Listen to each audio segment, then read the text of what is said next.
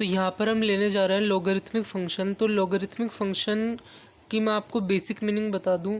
जो exponential function का जो इन्वर्स फंक्शन होता है उसको लॉगरिथमिक फंक्शन बोलते हैं। तो आपको बाद में पता चलेगा, मैं आपको धीरे धीरे बताता हूँ एक्सपोनेंशियल फंक्शन और लॉगरिथमिक फंक्शन में रिलेशन कैसे होता है। तो लॉगरिथमिक फंक्शन स्टार्ट करते हैं। Logarithm of A given number to a given base is the exponent to which the base must be raised in order to produce that number। तो इस line का मतलब क्या है, मैं आपको एक एग्जांपल से बताता हूँ। जैसे आपको बोला गया है कि लॉगरिथम लीजिए 1000 का एट द बेस 10, तो आप इसको लेंगे तो आपको बेसिक प्रॉपर्टीज़ का पता होगा, तो इसकी वैल्यू 3 आती है। तो इसका मतलब क्या हुआ कि आप जो बेस है उसकी पावर यदि आप 3 कर देंगे तो आपके पास 1000 आ जाएगा। तो आप बेस की क्या पावर करें कि आपके पास गिवन नंबर आ जाए। तो ये लॉगरिथमिक का बेसिक मतलब होता है। तो मैं आपको एक और एग्जांपल देता हूँ। Similarly log of 64 at the base 2 is the value to which 2 must be raise to get 64। तो इसका जो लॉगरिथम आपने लिया तो इसकी वैल्यू 6 आएगी। आप बेसिक प्रॉपर्टीज़ का यूज़ करेंगे तो 6 का क्या मतलब है कि आप बेस की पावर को कितना करें ताकि आपके पास गिवन नंबर आ जाए। तो 2 की पावर को आप 6 करेंगे तो आपके पास 64 आ जाएगा। ये लॉगरिथमिक का बेसिक मतलब हो गया। तो ये एक एक्सपोनेंशियल फंक्शन से मिलता जुलता है। 2 raise to power 6 is equal to 64, A raise to power X is equal to Y, इससे मिलता जुलता है। इससे सिमिलर क्वांटिटी हम लॉगरिथम में यूज़ कर रहे हैं। तो आपको एक्सपोनेंशियल फंक्शन की जो चीज़ें हैं वो पता होगी। जैसे y is equal to A raise to power X है, तो यहाँ पे हम बेस है वो ग्रेटर देन 0 लेते हैं और नॉट इक्वल टू 1 लेते हैं ए रेज टू पावर एक्स में। और x की एनी रियल वैल्यू हो सकती है और y की वैल्यू ऑलवेज पॉजिटिव ही होती है। इसमें y पॉजिटिव y होता है हमेशा ए रेज टू पावर एक्स के अंदर, नेगेटिव नहीं होता। अब यदि आप इसका log लोगे एट द बेस a तो ये इस क्वांटिटी में कन्वर्ट हो जाएगा। अब बेसिकली इसका मतलब क्या हुआ कि यहाँ पे आपने कुछ भी नहीं किया, सिर्फ log लिया है एट द बेस a। तो आपने a के ऊपर क्या रिस्ट्रिक्शन लगा रखा था कि a ग्रेटर देन 0 होगा और a नॉट इक्वल टू 1 होगा। y की वैल्यू ऑलवेज ग्रेटर देन 0 होगी और x की वैल्यू कुछ भी हो सकती है। तो ऐसे आपने log डिफाइन कर दिया। अब log डिफाइन करने के बाद x है तो x क्या हो जाएगा, इसका आउटपुट हो जाएगा यहाँ पे। तो वो आपको पता है एक्सपोनेंशियल फंक्शन में जो x होता है, जो कि पावर होती है, वो एनी रियल वैल्यू ले सकती है। तो यहाँ पे इसकी जो रेंज है वो r में हो जाएगी। और यहाँ पे जो इसका डोमेन है log of y at the base is equal to X में जो डोमेन है वो y के बराबर है। अब y की वैल्यू ऑलवेज ग्रेटर देन 0 होती है, तो यहाँ पे इसका जो डोमेन है वो पॉजिटिव हो जाएगा, यानी 0 से इन्फिनिटी में, और रेंज इसकी r हो जाएगी। तो बेसिकली हुआ क्या यहाँ पे, जो एक्सपोनेंशियल फंक्शन का जो डोमेन था, डोमेन का मतलब x की वैल्यू, वो तो आप कुछ भी रियल ले सकते थे, लेकिन यहाँ पर वो लॉगरिथमिक फंक्शन का आउटपुट बन गया, यानी उसकी रेंज बन गई है। और जो एक्सपोनेंशियल फंक्शन का जो आउटपुट था जो कि y था और उसकी वैल्यू पॉजिटिव थी, वो यहाँ पर इसकी डोमेन बन गई है जो कि 0 टू इन्फिनिटी है। तो thus logarithmic function is actually the inverse of the exponential function. तो ऐसे फंक्शन जिनमें जैसे एक फंक्शन का जो डोमेन है वो दूसरी रेंज बन जाए और उसकी रेंज दूसरे का डोमेन बन जाए, तो ऐसे फंक्शन को आप इन्वर्स फंक्शन बोलते हैं। So domain and range of exponential function are range and domain of logarithmic function. Basically इसके कहने का मतलब ये है। तो आप यहाँ रिलेट कर पा रहे होंगे कि कैसे ये चीज़ें डिफाइन की गई है। तो मैं आगे लेता हूँ और क्लैरिटी के लिए। तो हम आगे देखते हैं ग्राफ ऑफ लॉगरिथमिक फंक्शन कैसे बनाते हैं। If we consider any point p, q on the graph of y is equal to A raise to power x। हमने कोई भी पॉइंट ले लिया p, q, y is equal to A raise to power x पे। We have q is equal to A raise to power p। तो y की जगह आप q पुट करेंगे और x की जगह p पुट करेंगे, तो q is equal to A raise to power p आ जाएगा। अब आपने लिया log of a at the base q। log of q at the base a is equal to p। इसको ऐसे भी लिख सकते हैं, log at the base a लेने के बाद दोनों तरफ बेसिक log की प्रॉपर्टी का आप यूज़ करेंगे। तो यहाँ पर अब x किस में कन्वर्ट हो गया, q में, और उसका आउटपुट क्या आ रहा है, p आ रहा है। तो there is a point q comma p on the graph of y is equal to log of x at the base a। तो वहाँ पे जो एक्सपोनेंशियल वाले में पॉइंट p कोमा q था वो यहाँ पर लॉगरिथमिक लेने के बाद वो पॉइंट q कोमा p में कन्वर्ट हो चुका है। तो सिंस जो ये ऐसे पॉइंट होता है p कोमा q और q कोमा p, ये एक दूसरे की मिरर इमेज होते हैं y is equal to x line के अबाउट। ये आपको पता होना चाहिए कि x कोमा y एक पॉइंट है, तो उसका y is equal to x के अबाउट मिरर इमेज लेंगे तो वो y कोमा x में कन्वर्ट हो जाएगा। तो ग्राफ है जो a raise to power x का जो आप ग्राफ बनाएंगे और log of x at the base a का जो ग्राफ बनाएंगे वो सिमेट्रिकल होगा y is equal to x के अबाउट। यानी आप एक पॉइंट x कोमा y लेंगे एक्सपोनेंशियल पे तो वही लॉगरिथमिक पे जाके y कोमा x हो जाएगा। ऐसे ग्राफ होता है वो सिमेट्रिकल होता है about line y is equal to X. मैं आपको ग्राफ के एग्जांपल से बताता हूँ मेरा कहने का मतलब क्या है।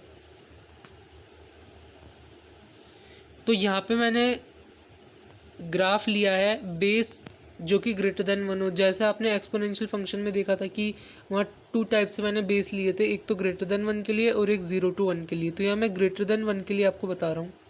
तो ग्रेटर देन 1 के लिए आपको पता होगा कि एक्सपोनेंशियल फंक्शन का ग्राफ यहाँ पे दिखाया गया है, ऐसा होता है। और एक y is equal to x line आपको दिखाई गई है और उसी के बगल में आपको दिखाया गया है log of x at the base a का ग्राफ, जो कि y is equal to x के एकदम सिमेट्रिकल है दोनों graph, y is equal to x line के अबाउट। आप यहाँ ध्यान से देख सकते हैं वो 0,1 से पास कर रहा है तो ये 1,0 से पास कर रहा है। तो ये ग्राफ एक दूसरे के सिमेट्रिकल होते हैं y is equal to x के अबाउट, ये आपको ध्यान रखना है। और from the graph we can say that y is equal to log x at the base a is an increasing function, क्योंकि a ग्रेटर देन 1 के लिए एक्सपोनेंशियल फंक्शन इंक्रीजिंग फंक्शन होता है, तो लॉगरिथमिक फंक्शन भी बेस ग्रेटर देन 1 के लिए increasing function होता है। इसके कहने का मतलब क्या है, यदि x अप्रोच करता है इन्फिनिटी को तो log of x at the base a की वैल्यू भी इन्फिनिटी को अप्रोच करेगी। और यदि log of x at the base a approach to negative infinity as x approach to 0। और x की आप मिनिमम वैल्यू कितनी ले सकते हैं, 0 के करीब ले सकते हैं, क्योंकि आपको जो इसका डोमेन है वो ग्रेटर देन 0 रखना है। तो आप टेंडिंग टू 0 अप्रोच करेंगे तो ये रियल इसका जो आउटपुट होगा जो कि एक रियल वैल्यू है वो टेंड्स टू नेगेटिव इन्फिनिटी को अप्रोच करेगी। तो यहाँ पे जैसे जैसे आप x की वैल्यू बढ़ाता जा रहा है तो आपके आउटपुट की वैल्यू बढ़ती जा रही है। टेंस टू 0 पे नेगेटिव इन्फिनिटी जा रहा है और 10 टू इन्फिनिटी पे पॉजिटिव इन्फिनिटी की तरफ वैल्यू जा रही है। और आपने कोई भी दो x की वैल्यू ले ली जिसमें x2 ग्रेटर देन x1 है और उस पर आपने फिर log लगाया जो कि जिसमें आपने बेस ग्रेटर देन 1 लिया है, तो आपके पास जो आउटपुट आएगा log of x2 eight the base a वो ग्रेटर देन होगा log of x1 eight the base a से। ये आप ग्राफ पे कोई भी 2 पॉइंट लेके देख सकते हैं जिसपे आपने जो 2 x की वैल्यू ली है जिसमें जो सेकंड x की वैल्यू ली है वो फर्स्ट x की वैल्यू से ज़्यादा है, तो जो सेकंड के कोरस्पॉन्डिंग जो आउटपुट आएगा वो भी फर्स्ट के कोरस्पॉन्डिंग जो आउटपुट आएगा उससे ज़्यादा होगा। बेसिकली ये मतलब है बेस जहाँ a ग्रेटर देन 1 हो। अब मैं आपको लेस देन 1 के लिए बताता हूँ।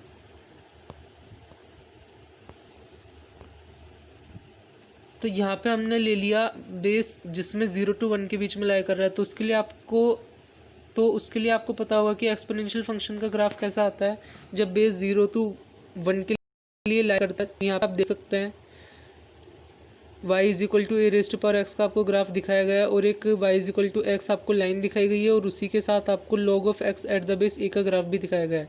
तो दोनों graph y is equal to x के अबाउट एकदम सिमेट्रिकल है। और जैसे एक्सपोनेंशियल फंक्शन का ग्राफ है जो बेस जिसमें 0 to 1 के बीच में लाई करता है वो डिक्रीजिंग फंक्शन होता है उसके डोमेन के अंदर, वैसे ही जो log of x at the base है जहाँ बेस है वो 0 to 1 के बीच में लाई कर रहा है वो भी एक डिक्रीजिंग फंक्शन होता है। ये आप देख सकते हैं ग्राफ से। इसके कहने का मतलब क्या है, यदि एक डिक्रीजिंग फंक्शन होता है ये तो आपको समझ में आ ही गया होगा और ग्राफ से आप देख भी सकते हैं। जब x की वैल्यू नेगेटिव इन्फिनिटी को अप्रोच करती है, जब x किसको अप्रोच करता है इन्फिनिटी को, तो log of x at the base a की वैल्यू नेगेटिव इन्फिनिटी को अप्रोच करती है। यानी इसका कहने का मतलब है कि x जितना आप बड़ा रखोगे उतनी ही वैल्यू आपको आउटपुट छोटा मिलेगा। यानी जब मैं यहाँ x की वैल्यू इन्फिनिटी पुट कर दूंगा तो मुझे आउटपुट क्या मिलेगा, नेगेटिव इन्फिनिटी की तरफ। और मैं जब एक्स की वैल्यू टेंडिंग टू 0 लेके जाऊँगा तो मुझे आउटपुट मिलेगा पॉजिटिव इन्फिनिटी की तरफ, यानी बहुत ही बड़ी वैल्यू, जो कि बेस ग्रेटर देन एक, जहाँ मैंने बेस ग्रेटर देन 1 लिया था उसके एकदम अपोजिट आ रहा है यहाँ पे। तो आप एक्सपोनेंशियल फंक्शन और लॉगरिथमिक फंक्शन में यहाँ रिलेट कर सकते हैं। इसके बाद मैंने कुछ ग्राफ लिए हैं डिफरेंट बेस के ऊपर, जैसे यहाँ पे आपको दिखाया गया log of x at the base 2, log of x at the base E, log of x at the base 4, ये 3 ग्राफ दिखाए गए हैं। और यहाँ पे जैसे आप एक्स की वैल्यू डिफरेंट पुट करेंगे तो आपको कोरोस्पोंडिंग, जैसे आपने एक्स की कोई एक वैल्यू फिक्स कर ली और उसके कोरोस्पोंडिंग वाई की वैल्यू निकाली तीनों ग्राफ के ऊपर, तो जिसके ऊपर सबसे ज़्यादा वैल्यू आएगी वो ग्राफ ज़्यादा ऊपर लाया करेगा, और जहाँ पे वैल्यू कम आएगी वो ग्राफ नीचे लाया करेगा। तो आप देखते जा रहे हैं जैसे जैसे मैंने एक्स की वैल्यू तो सेम रखी है, बेस ग्रेटर देन 1 की बात कर रहा हूँ मैं, और बेस मैंने यहाँ पे 2e और 4 लिया है, तो उन तीनों के ग्राफ जब मैंने x की वैल्यू 1 से ज़्यादा है तो कैसा आ रहा है आप देख सकते हैं। और जब x की वैल्यू लेस देन 1 है तो उसमें जो कौन सा वाला ग्राफ ऊपर आ रहा है, जो सबसे नीचे था वो वाला ग्राफ यहाँ पे ऊपर हो गया जब मैंने x की वैल्यू लेस देन 1 ली है। बेस अभी भी ग्रेटर देन 1 ही चल रहा है, लेकिन जो अंदर की जो वैल्यू है जो x है वो यहाँ पे लेस देन 1 हो गया है। तो यहाँ पे जो जिसकी वैल्यू x ग्रेटर देन 1 के लिए सबसे नीचे आ रही थी वही वैल्यू यहाँ पे सबसे ऊपर आ रही है। तो आप डिफरेंट एक्स की वैल्यू पुट करके और डिफरेंट बेस लेके आप डिफरेंट ग्राफ बना सकते हैं, और उनको प्लॉट करना इजी है, ज़्यादा मुश्किल की बात नहीं है। आप कोई भी वैल्यू पुट करके देख लीजिए और उसी के कॉरस्पॉन्डिंग आप कौन ऊपर आएगा कौन नीचे आएगा ये डिसाइड कर सकते हैं। और आप ये भी ध्यान रखिए कि a की पावर 0 1 ही होता है, और log ऑफ 1 आप कोई सा भी बेस ले लीजिए उसके बाद वो 0 ही आएगा। log ऑफ 1 की वैल्यू किसी भी बेस में 0 ही आएगी, क्योंकि a की पावर 0 की वैल्यू 1 होती है। और log of x at the base है for any value of base a passes through the point 1,0, और ये 1,0 से पास करता है। आप कोई सा बेस ले लीजिए। आप यहाँ पे ग्राफ में भी देख सकते हैं कि ये जो मैंने सारे ग्राफ बनाए हैं वो 1,0 से पास कर रहे हैं, ये इसकी खासियत है। And a raise to power 1 a के बराबर ही होता है, तो मैं दोनों तरफ log लूँगा, तो log of a at the base a, इसका मतलब क्या होगा, log of a at the base a is equal to 1 क्यों आता है। 1 का बेसिकली क्या मतलब है कि मैं बेस की क्या पावर रखूँ ताकि मेरे पास आउटपुट a के बराबर आ जाए। तो यहाँ पे मेरे पास बेस भी a है और आउटपुट भी है, तो a की पावर 1 रखनी पड़ेगी ताकि मेरे पास आउटपुट a के बराबर आ जाए। तो ये कुछ प्रॉपर्टीज़ है लॉगरिथमिक फंक्शन की। मैं आपको थोड़ी और प्रॉपर्टीज़ बताता हूँ। तो यहाँ पे आप कुछ टर्म का ध्यान रखिए। कॉमन लॉगरिथम क्या होता है, common logarithm is the logarithm with base 10 and it is also known as decadic logarithm.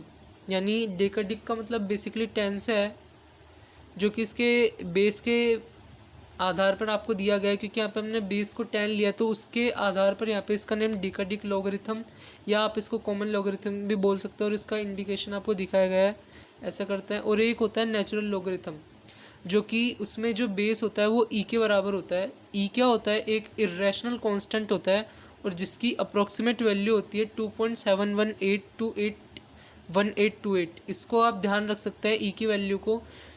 इसको हम नेचुरल लॉगरिथम बोलते हैं, जो कि logarithm to the base e भी होता है। और e को डिफाइन कैसे किया जाता है, e को डिफाइन किया जाता है limit m tending to infinity 1+1/m की होल पावर m। तो जब आप लिमिट का चैप्टर पढ़ेंगे तो तब आपको ये लिमिट वहाँ पे सिखाई जाएगी। तो बेसिकली e को ऐसे डिफाइन किया जाता है, limit m tending to infinity 1+1/m की होल पावर m। ये इसकी वैल्यू होती है e के बराबर, और e की अप्रोक्सीमेट वैल्यू कितनी आती है 2.7182828।